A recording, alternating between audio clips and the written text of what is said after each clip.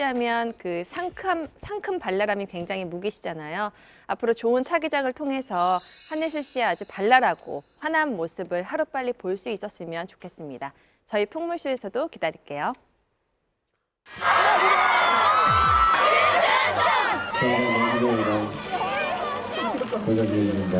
전 여자친구 최 씨가 고소하면서 이제 드러나게 됐는데요. 반복적으로 폭행 및 상해를 당했다. 심지어 내가 임신 상태였다. 16억 원대의 소송을 제기하죠.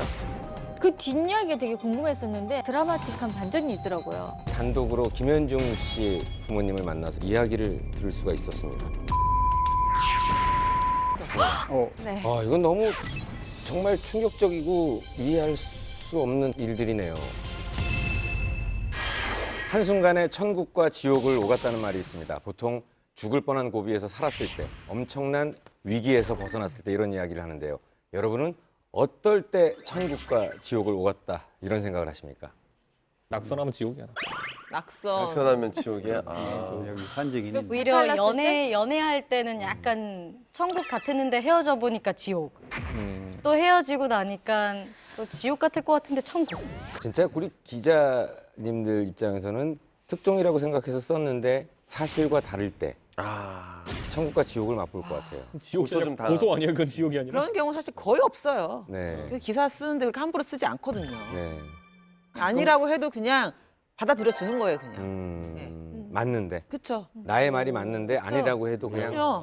예를 들어서 손 잡는 거 찍었는데 둘이 아니라고 하면 아닌 거니까. 그냥 나는 알지만 굳이 내가 나가서 제가 기자를 하겠습니다. 둘이는 사귀는 거 맞습니다. 뭐 이렇게 할 필요는 없잖아요. 네. 그냥 대중들이 판단을 하는 거죠. 아니 저는 그냥 개인적으로는 직장 생활을 되게 오래 하다가 이제 그만둔 지 3년이 됐는데 직장 생활은 좋았지만 지옥이었고 지금은 힘들지만 그래도 천국인 것 같아요. 그래서 약간 그 우리나라를 그렇게 비유하던데 되게 재미있는 지옥이라고. 네. 재미있는 일이 많지만 다들 고달프게 살잖아요. 네, 연예계에서도 구설수로 지옥과 천국을 왔다 갔다 한 분들이 있죠. 이상민 씨 어떠셨어요? 아니?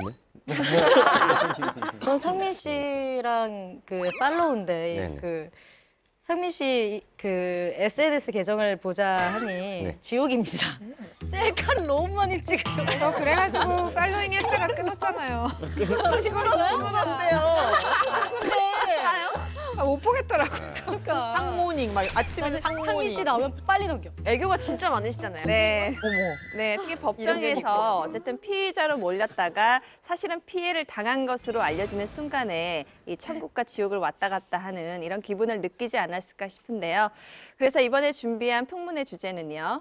피의자와 피해자의 사이입니다. 이번 풍문의 주인공은 바로 2005년 그룹 WS501로 데뷔를 한 이후에 부드러운 이미지로 큰 인기를 누렸죠. 이후 드라마 꽃보다 남자에 출연하면서 차세대 한류 스타로 주목받고 있는 김현중 씨입니다. 네, 김현중 씨는 국내와 아시아에서 가수와 배우로 입지가 아주 탄탄했었는데요. 드라마에서는 다정한 남자친구였고요. 무대 위에서는 아주 파워풀한 퍼포먼스를 펼치는 그야말로 상남자였죠. 그리고 이제 당시 드라마 이제 감격시대라는 드라마를 찍었는데 그 드라마 안에서 굉장히 그 거친 남성의 모습을 많이 보여줬단 말이죠. 그런데 현실에서도 어쩌면 거친 남자일 수 있겠다는 이미지를 심어준 사건이 있었습니다. 네, 사건의 시작은 전 여자친구 최 씨가 이제 고소하면서 이제 드러나게 됐는데요.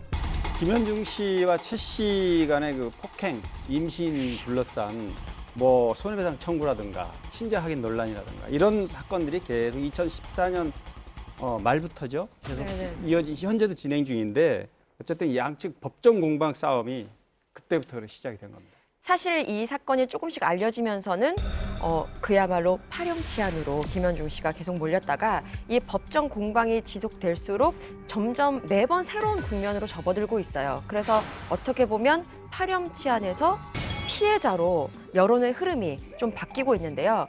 이렇게 된 결정적인 계기는 바로 전 여자친구 최 씨의 거짓말 때문입니다. 과연 김현중 씨의 전 여자친구인 최 씨는 어떤 거짓말을 했고 또 진실은 무엇인지 지금부터 자세히 이야기 나눠보도록 하겠습니다. 지금이야 폭행과 유산으로 원수보다 못한 남남 사이가 됐지만 한때 두 사람은 다정한 연인 사이였잖아요. 그런데 두 사람은 어떻게 처음 만나게 된 거죠? 뭐 이 두 사람이 어떻게 만났는지 확실하게 이야기가 전해지는 건 아니지만 일단 뭐 이렇게 여러 이야기를 좀 들어보면 2012년으로 첫 만남은 거슬러 올라갑니다. 김현중 씨는 지인의 소개로 연극학과 출신인 이 최 씨를 만나게 됐는데요. 두 사람 모두 연기에 대한 어떤 공통 분모가 있잖아요. 그렇게 연기에 대한 이야기를 나누다 보니까 급속히 가까워졌고 이후에 교제를 시작했다라고 전해집니다. 하지만 문제는 교제한 지 2년 뒤인 2014년 8월에 불거집니다. 이 문제를 좀 들여다보니 단순히 뭐 둘만의 뭐 사랑 싸움 뭐 이 수준이 아니고 최 씨가 김현중 씨를 폭행치사 및 상해 혐의로 고소를 하면서 언론에 알려지게 되는데요.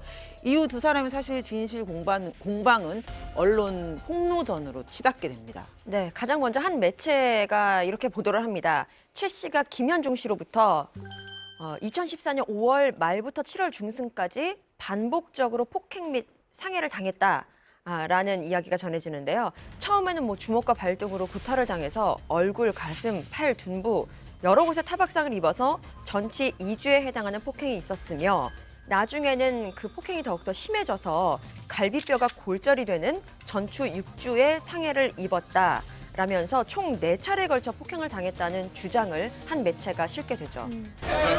폭행을 인정하세요? 제 심정 한 말씀만 말씀해주세요. 네, 조서 성실 임하겠습니다. 혐의 중 인정하시는 부분 있나요? 그런데 이후에 경찰이 조사한 바에 따르면 그 조사에서 김현중 씨는 인정을 합니다. 전치 2주 상처를 낸 폭행 혐의에 대해서는 인정을 합니다. 그런데 상습 폭행이라든가 6주에 해당하는 갈비뼈 골절은 뭐 옆구리 조르기 장난으로 벌어진 해프닝이었다. 이런 정도로 해명을 합니다. 사실 뭐 폭행 여부와 횟수와 관련된 것은 상당히 주장이 좀 엇갈리면서 평행선을 달리게 되는데 이제 결국 김현중 씨가 좀 손을 내밀게 됩니다. 그 화해를 하기 위해서 사과문을 작성하고 갈등을 좀 풀려고 노력을 했었는데요.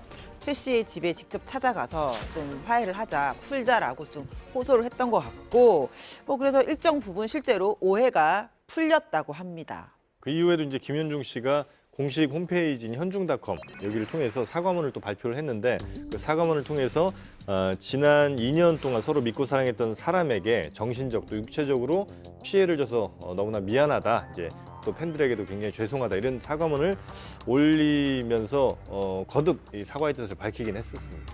그리고 12월에 두 사람을 이제 검찰에서 부르게 됐죠. 최 씨하고 김현중 씨를 불러가지고 대질신문까지 벌여서 폭행치상 혐의를 인정합니다. 그래서 약식 기소로 500만 원에 약식 기소를 했고 다만 최초 폭행 전치 2주의 부분에 대해서는 고소를 취하했기 때문에 그 부분에 대해서는 고소 취하로 무혐의로 종결이 됩니다. 그런데 폭행 논란으로 소송까지 하며 전쟁을 치른 두 사람이 재결합을 했다는 소식이 들렸던 거로 기억을 합니다. 네, 역시 한 매체가 이러한 보도를 하는데요. 2014년 11월에 전 여자친구였던 그 최 씨의 생일에 맞춰서 김현중 씨가 준비한 서프라이즈 이벤트가 결정적으로 재결합의 원인이 되었다라는 기사를 실는데요.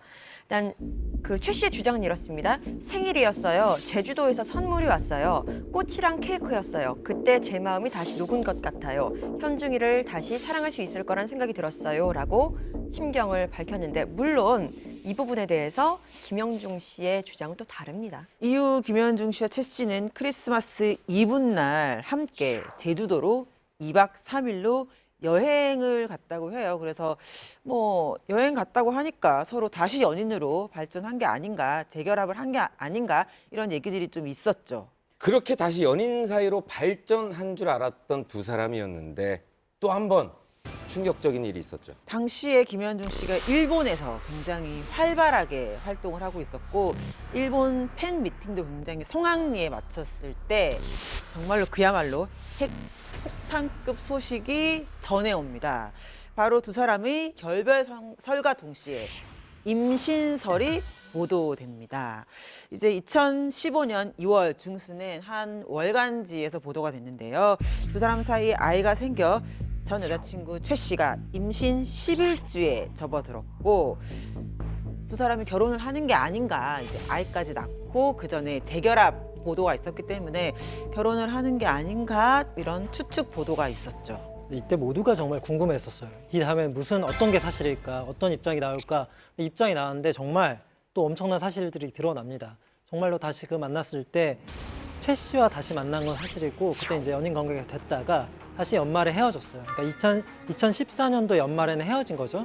헤어진 다음에 2015년 1월에 그 전 여친 최 씨가 임신 사실을 알려왔다고 이렇게 얘기를 합니다. 그러니까 다시 만났다가 헤어졌다가 임신 소식을 들은 거죠. 지금 무슨 드라마의 시나리오를 저희가 돌아가면서 읽어주는 것 같은 느낌이 예, 드네요. 지금 뭐 워낙에 사실은 여러 일들이 있었고 계속 드라마 맞습니다. 예, 막장 드라마가 기사화되면서 진행되고 있는 거죠. 네. 많은 댓글이 정말 막장 드라마 이상의 영화를 보는 것 같다라는 댓글들이 있었던 것만큼 참 정말 여러 일들이 있었네요.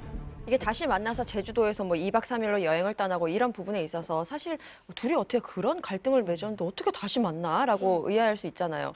근데 최 씨의 주장은 김현중이 자기의 마음을 돌렸다고 얘기해서 주장을 하지만 김현중의 입장은 사실 이게 아니라 사실 그 전에 합의를 하는 과정에서 6억이란 돈이 갔는데 그것에 대한 합의문을 받지 못한 상황이었다는 거예요. 그런데 합의문을 받기 위해서 서로의 마음을 다치게 하지 말자라는 뭐 양측의 어떤 합의라든지 그런 뭐 교류가 있었고 그래서 근데 또 그때 최 씨가 굉장히 정신적인 스트레스가 많이 심했기 때문에 괜하게 건드리지 말고 어쨌든 여자의 상처를 준 남자로서의 어떤 도의적인 책임을 지자하면서 뭐 선물이라든지 가끔가다 안부 문자를 보내주면서 좀 안정을 취할 수 있도록 하고 또 그것의 방편으로 하나로 여행을 선택한 건데 그것 또한 이거는 김현중 측의 주장이에요. 가서 마지막으로 시간을 보내고 그 다음에 정말 이별을 하는 걸로 하자라고 서로 합의를 했다는 거죠. 이거는 김현중 씨의 주장입니다. 그리고 난 다음에 2박 3일을 보내고 났어요. 김현중 씨는 연말에 서울로 올라와서 가족들과 드디어 최 씨와 정리가 됐습니다. 이제 드디어 끝났고 합의서도 그 이후에 받았어요. 그래서 6억에 대한. 그래서 가족들과 볼링 치고 좋았는데 1월 3일에 문자가 오죠. 나 너의 아들 가졌어. 이렇게. 그리고 이제 그 당시 최 씨가 한 매체를 통해서 태어날 아이에 대해서 책임은 지겠다. 그리고 김현중 씨가 아이에 대해서 관심 갖는 것은 뭐 인정하겠지만 김현중과 결혼할 생각은 없다. 이렇게 또 못을 박는 이런 인터뷰를 하기도 했습니다. 임신했다라는 소식을 알고 난 다음에 이 최 씨 측에서는 큰 병원에 남자 의사는 싫다라고 주장할 수 있죠. 그렇게 이야기를 했고 김현중 씨의 부모님 같은 경우에는 본인이 지목한 최 씨가 지목한 여의사에게 진료 예약을 했으니 만나서 진료를 받자라고 했지만 약속한 날짜에 최 씨가 나오지 않았다라고 주장을 했고요. 오히려 김현중 씨의 부모가 최 씨에게 낙태를 요구한 것처럼 그런 뭐 인터뷰나 이런 언론 보도에 좀 뉘앙스를 풍기면서 갈등이 재점화된 거죠. 김현중 씨 하시고 싶은 말씀 없으세요? 그러면 한 말씀 해주시고 들어가시는 게 나을 것 같은데. 저로서는 진실이 밝혀지고 결혼식에서 이제 아버지로서의 자세를 보여주고 있습니다. 우린 반박해서 나온 게 아니고 아기 건강 상태나 또 그 산모의 건강 상태를 확인하고 싶은 겁니다. 구하고 싶은 그것뿐이죠. 이유가 없어요. 해결할 문제는 현중이랑 적으로 해결해야 될 문제고요. 두 번째는 양가 부모들이 해결해야 될 문제예요. 그렇지 이렇게 언론에서 온 국민이 해결해 주는 건 판사도 해결을 못합니다. 그리고 2015년 4월 7일이었죠. 이날을 똑똑히 기억하는데요. 제가 이거 쓰긴 썼었거든요. 그런데 이 최 씨가 임신과 뭐 폭행 이런 과정에서 김현중 씨와 겪는 갈등, 뭐 스트레스 등을 이유로 정신적 피해 소송을 제기합니다. 무려 16억 원대의 소송을 제기하죠. 하지만 김현중 씨는 이 와중에 갈 곳이 있었습니다. 그 최 씨와의 갈등을 좀 매듭짓지 못하고 2015년 5월 12일 군입대를 하게 됩니다. 당시 군입대 했을 때 김현중 씨 표정이 정말 무너져 내리는 듯한 표정. 정말 그렇죠. 표정, 해결하지 않고 맞아요. 들어가야 되는 상황이죠. 그 표정이 되게 화제가 됐었어요. 여러분들은 어떻게 생각하시나요? 그 전 여자친구 최 씨의 16억 원 손해배상 청구 소송. 아니 뭐 금액이 위자료 금액이 아니라 어마무시하네요. 16억 원. 제가 16억이면 네. 말도 안 나와. 보면요. 16억 원 중에 10억 원은 임신에 관한 정신적인 피해 보상입니다. 그리고 6억, 아까 전에 그 폭행몰은 고소 사건이 있었을 때 6억에 합의가 됐다고 했잖아요. 그 6억 부분에 있어서 최 씨가 받은 6억 원을 김현중이 발설했다. 그렇기 때문에 이 부분도 위약금을 달라라고 해서 총 16억 원이 된 거예요. 아, 더블로 달라는 거예요? 그러니까 6억 받았는데 네. 또 달라? 6억에 하지 대한 말아야 위약금. 되니까. 사실 근데 그 위약금 부분도 최 씨의 주장, 김현중 씨의 주장 다 달라요. 서로 먼저 네가 발설했잖아, 네가 발설했잖아 하기 때문에 이 부분에서도 또 논란이 비밀 유지 있어요. 각서에 대한 예, 위반. 비밀 유지 각서죠. 예. 이거는 김현중 씨의 재산을 알고 있어야지만 요구할 수 있는 그렇죠. 금액인 것 어느 같아요. 정도 감안한 거예요. 물론 이제 이 여성의 입장에서는 그건 것 같아요. 그러니까 1억이나 뭐 2억 이거는 김현중에게 전혀 어떤 경제적 타격을 주지 못할 테니 내 이 분한 마음을 좀 달래려면 이 사람도 이 정도의 피해는 입어야 된다라고 생각해서 아마 16억 정도로 부른 것 같은데 전혀 이거는 금액을 어디서 산정한 건지 사실은 알 수가 없는 것 같아요. 고소는요 어떠한 상황에서도 할 수 있습니다. 내가 정영민 씨가 기분 나빠서 저 사람 때문에 기분 나빠가지고 너무 진짜 심적으로 괴로움을 받고 있다. 10억 원의 손해배상 청구할 수 있습니다. 그리고 그거에 대한 걸 또 정영민 씨는 또 반소 하셔야 되고. 그러니까 뭐 고소에 대한 거는 뭐 하면은 어쩔 수 없이 받아들여야 될 수밖에 없는 현실인데 과연 10억에 6억에 대한 위약금 이게 이제 사실은 올바른 것인가, 금액에 대해서는 어떤 것인가, 이런 부분이 김현중 씨 입장에서는 참 많이 답답한 상황을 계속해서 겪고 있다라고 봐야 될 것 같습니다. 아니 근데 사실 민사를 누가 봐도- 이렇게 세게 걸어버리면은 인지대도 꽤 나올 거거든요. 많이 나오죠. 근데 그런 것들이 사실은 이게 이제 1,000억을 걸어도 되긴 돼요. 근데 인지대가 꽤 비싸기 때문에. 근데 인지대가 10억 이상이면 아마 그 가격은 동일할 동일하는 걸로 알고 근데 있습니다. 애초에 제가 봤을 땐 몇 억대를 걸었다는 것 자체는 아까 말했던 전략 전술적인 부분도 있겠지만은 아까 좀 얘기했듯이 상대에게 좀 타격을 주겠다라는 게 좀 아니, 강해 보이는 저는 건 사실이에요. 타격도 타격인데 이거 자체로가 메시지인 거죠. 그만큼 나에게는 이게 큰 일이고 나는 김현중한테 큰 피해를 입었다라고 말하고 싶을 때 10억을 걸었을 때와 1억을 걸었을 때 자신의 메시지가 어떻게 보이는지를 좀 더 신경 썼던 그런 배팅이 아니었을까 하는 생각은 들어요. 사실 김현중 씨 같은 경우 WS 501 이후에 가수로서나 또 뭐 꽃보다 남자, 그게 뭐 간격시대 굉장히 핫한 그 코스를 걸어왔고 또 실제로 수익이 굉장히 많았기 때문에 사실 제 생각에는 조력자가 옆에 누군가가 있지 그렇죠. 않고서는 법률 자문가가. 16억 원이라는 16억이라는 손해배상 청구하기가 쉽지 않거든요. 어쨌든 여러 가지의 조력을 좀 받지 않았을까 싶어요. 근데 저는 이 임신에 관한 정신적 피해 보상이라는 게요. 자기가 임신을 하면서 몸에 겪은 스트레스를 말하는 건지 아니면 내가 임신을 했는데도 불구하고 나에게 준 스트레스를 얘기한 건지. 왜냐하면 제가 그 당시에 김현중 씨 여자친구가 거의 같은 시기에 임신을 해서 아이를 가졌거든요. 그렇기 때문에 저는 거의 저랑 같은 상황이면 약간 오는데 요 시기 때는 사실 아이가 이제 잉태가 돼서 약간 젤리곰 형태이기 때문에 모성애가 생길 만큼 아이가 뭐 태동을 준다든가 이 정도까지는 아니에요. 저는 또 물론 경산이지만 이 친구는 초산이란 말이에요. 그랬기 때문에 모성애에 의해서 내가 임신을 했는데 왜 나의 엄마가 되기 위한 그런 과정에 대해 스트레스 주냐 이렇게 주장하기는 조금 약한 부분이 있지 않나 생각이 들고 오히려 그냥 나를 믿어주지 않은 거에 대한 약간 뭐라 그러지? 배신감? 그것 때문에 이렇게 큰 금액을 요구한 게 아닌가라는 좀 생각이 조금 드네요. 그러니까 이제 이 부분이 중요한 건데 여자친구 최 씨라는 사람이 그러니까 임신으로 인한 갈등 상황에서 그 정신적 피해를 입었다. 여기에 대해서 이제 소송을 건 거잖아요. 근데 이 당시에 임신은 아이를 낳은 그 임신이 아니고 그 이전에 있었던 임신에 대해서 소송을 건 거거든요. 그러니까 그 이전에도 이미 김현중 씨 아이를 가진 적이 있다. 이렇게 이제 얘기를 할 수는 있는 것이죠. 아 그러니까 지금 현재 임신을 해서 낳은 아이가 아닌 그 전에 김현중 씨랑 임신을 한 적이 있다. 그렇죠. 그때 나는 정신적인 피해를 받았고 그때에 대한 손해배상 청구를 한 거다라는 내용의 소송이네요. 그 폭행 유산 관련 논란에 대해서는 정말 충격에 충격을 더합니다. 최 씨 측의 변호사를 통해서 최 씨가 김현중 씨하고 2년 동안 교제하는 동안 모두 5번의 임신을 했다. 아 이건 너무 충격적이고 이해할 수 없는 어떤 그 일들이네요. 렉서스가 차량의 가치를 보장해주는 렉서스 밸류 플러스를 선보입니다. 렉서스 최고 리세일 밸류 보장, 월 40만 원대 납입금, 하이브리드 배터리 무상 보증까지. 세상을 바꾸는 프리미엄 하이브리드. 렉서스.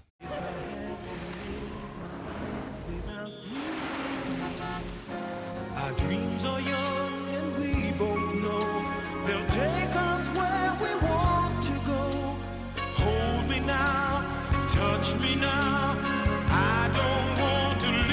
U+는 그 폰을 당신 것으로 만듭니다. 살 때도 쓸 때도 아이폰 7을 선택하는 새로운 기준 LG U+. 다 보이거든요. 와, 많기도 하다. 야, 한도 끝도 없구나 정말. 차가 좀 넓죠? 예, 너무요. 올뉴 모닝. 지금 현재 임신을 해서 낳은 아이가 아닌 네. 그 전에 이전에. 네. 김현중 씨랑 임신을 한 적이 있다. 그렇죠. 그때 나는 정신적인 피해를 받았고 그때에 대한 손해배상 청구를 한 거다라는 내용의 소송이네요. 그렇죠. 그때 뭐 폭행으로 인해서 갖고 있던 아이가 유산이 됐다라고 하면 그 이후에도 폭행과 임신과 유산이 반복됐다. 그에 대한 손해배상을 이렇게 청구한다라고 해서 한 거예요. 단순한 폭행 사건이 주는 연예인에 대한 이미지 타격보다도 임산부 폭행 그러면 이거 심각하게 그렇죠. 느껴지잖아요. 그러다 보니까 그 부분을 노렸다고 해야 될까? 아니 그분이 언급된 거는 아무래도 이미지 타격을 크게 주겠다라는 의지가 있었던 거죠. 어쨌든 그 폭행 유산 관련 논란에 대해서는 정말 충격에 충격을 더합니다. 최 씨 측의 변호사를 통해서 최 씨가 김현중 씨하고 2년 동안 교제하는 동안 모두 5번의 임신을 했다. 최 씨가 주장한 거에 따르면 임신과 중절 수술 리스트가 이렇습니다. 2013년 7월 그리고 2014년 6월에 유산을 했고요. 2014년 7월과 12월에 임신 중절 수술을 합니다. 그리고 마지막 중절 수술을 하고 난 뒤 불과 12일 뒤인 12월 20일에 임신을 했는데 그 아이를 2015년 9월 3일 날 출산을 한 것이다라고 주장을 한 거죠. 이거는 다 최 씨 측의 주장입니다. 네. 이건 너무 정말 충격적이고 이해할 수 없는 어떤 그 일들이네요. 드라마였으면 좋겠다라는 생각이 드네요. 네, 그렇습니다. 뭐 이런 기사를 저희 쓰면서도 사실 뭐 믿기지도 않고 너무 복잡했어요. 정말 이게 사실인가라고 생각이 들 정도로. 근데 알고 보니 폭행 사건이 있을 당시에는 최 씨가 임신을 하지 않은 상태였고요. 원래 최 씨 측은 2014년 5월 임신 여부에 대한 증거 자료로 무월경 사주 진단서를 증거 자료로 제출한 바 있는데요. 하지만 임신과 유산에 있어서는 그동안 진료받은 병원 기록서를 제출하지 않았습니다. 이 무월경 사주 진단서라는 거는 본인이 제가 4주 동안 무월경이었습니다라고 말을 하는 그런 진술을 바탕으로 병원에서 써주는 것이지 이것이 임신이라는 진단서는 될 수 없다라고 이야기를 했죠. 그래서 이 김현중 씨 측이 오히려 우리가 나서야겠다 해서 이 최 씨가 다닌 것으로 알려진 5곳의 산부인과를 찾아서 사실 조회를 신청을 합니다. 받아보니 이 최 씨의 임신과 유산 사실을 증명한 곳이 없었다는 거죠. 뿐만 아니라 또 다른 사실이 밝혀지게 되는데요.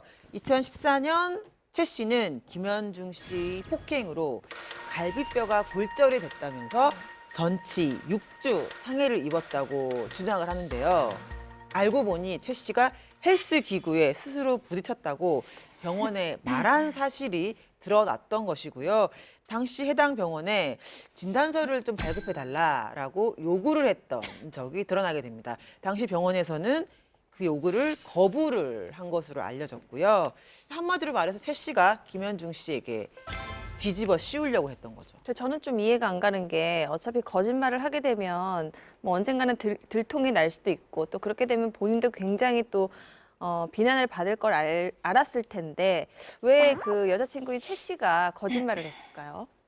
그러니까 모르지만 두 사람 사이 일이니까 모르지만 아마도 이 여성분이 이 김윤중 씨에 대한 몇 가지 불만이 좀 있었을 것 같아요. 뭐 워낙 해외 활동도 많이 하고 또 많은 인기를 누리는 연예인이다 보니까 본인만의 남자친구가 아닌 그런 존재로 좀 느꼈을 가능성도 좀 있고 그래서 뭐 불안함이나 이런 것들을 좀 깨기 위해서 어떤 거짓말을 통해서 이 사람을 잡아둔다든지 혹은 그 질투라든지 분노 같은 것을 뭐 돈으로 좀 해결하려는 뭐 이런 것들이 결국 거짓말을 하게 된 큰 원인이 아니었을까라는 추정 정도는 좀 해볼 수 있을 것 같아요. 그럼 추정은 살짝 저도 좀 동의를 하긴 하는데요. 근데 건강하지 못한 사람들끼리 연애를 하면 결국 어떤 식으로든 상처를 되게 크게 주고 받잖아요. 왜냐하면 가장 가까운 관계니까 어떻게 해야 상처를 줄 수 있는지 제일 알아서 한쪽은 이제 상대방의 이미지를 깎아내는 식으로 상처를 주려고 했고 한쪽은 상대방의 몸이 어떻게 되는지를 뻔히 알면서도 이제 피임에 대해서 둘 다 제대로 얘기를 하지 않았고 뭐 이런 식으로 결국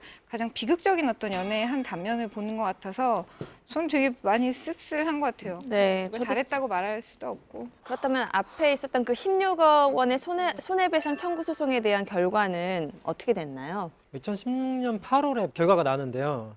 그 당시에 이제 그 손해배상을 청구한 거에 대해서 주장에 대한 최 씨의 모든 근거가 없다라고 판단을 해서 소송을 기각시켰습니다. 이 16억 원 손해배상 청구 소송에 대해서. 또 한편으로는 재판부가 오히려 최 씨가 언론에 대고 이런저런 인터뷰를 함으로써 정말 연예인으로서 모든 명예와 이미지가 실추됐다. 이거에 대한 피해 보상으로 1억 원을 내라고. 그러니까 거꾸로 최 씨가 1억 원을 김현중에 줘라 이렇게 선고를 했습니다. 실제 저희가 단독으로 현장에 대해서 이야기를 들을 수가 있었습니다.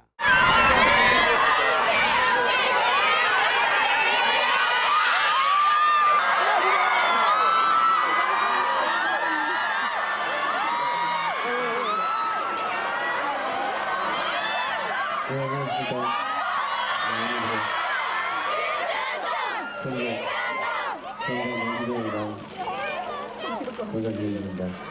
인생의 후반전을 시작하는 기분으로 저녁을 했습니다. 부모님을 이제 만나뵈야 돼. 휴가에 있었던 만나뵀지만 정식으로 이제 저녁 인사를 드리고 싶고요. 그리고 활동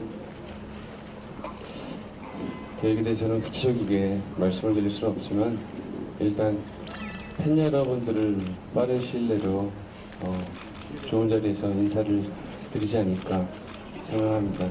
추운 날 와주셔서 감사드린다고 말씀드리겠습니다. 감사합니다.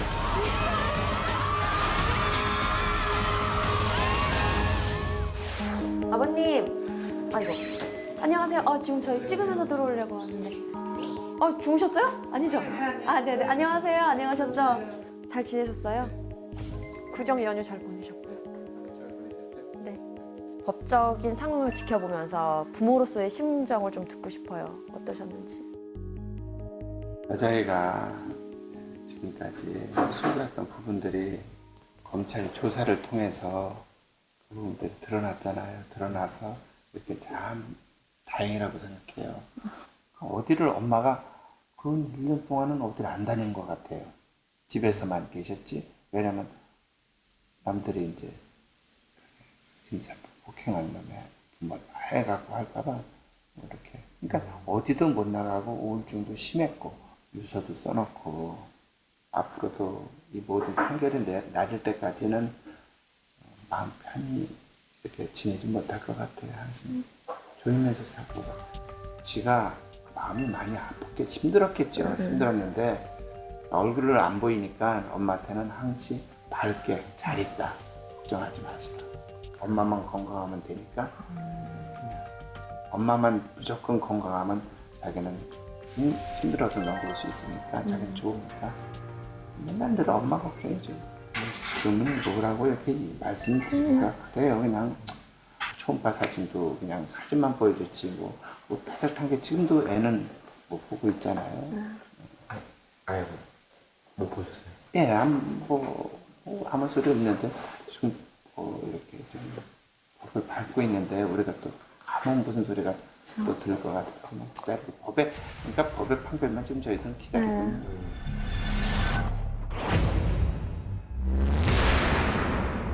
제가 기억에 남는 말씀은 사실 김현중 씨 아버지를 인터뷰를 했지만 끝나고 어머니랑 함께 이야기를 많이 했었거든요. 근데 어머니가 계속 눈물을 흘리시면서 하시는 말씀이 이게 모든 게 깨끗하게 밝혀졌으면 좋겠다. 근데 깨끗하다고 해서 상대방을 흠집을 내고 상대방의 잘못이 다 드러나고 우리 억울함만 풀리는 것이 아니라 내 자식 김현중의 잘못된 점도 낱낱이 밝혀져서 정말 모든 것을 다 드러내고 다시 새로 시작하는 것이 진짜 깨끗하게 해결되는 것이지 나는 뭐 상대방의 파멸을 원하거나 내 자식만 잘 되고 이런 거를 절대 원하는 것이 아니다라고 이야기를 했어서 조금 더 진정성 있게 와닿던 것 같아요. 그렇다면 이제 두 분의 법정 공방은 앞으로 어떻게 되는 건가요?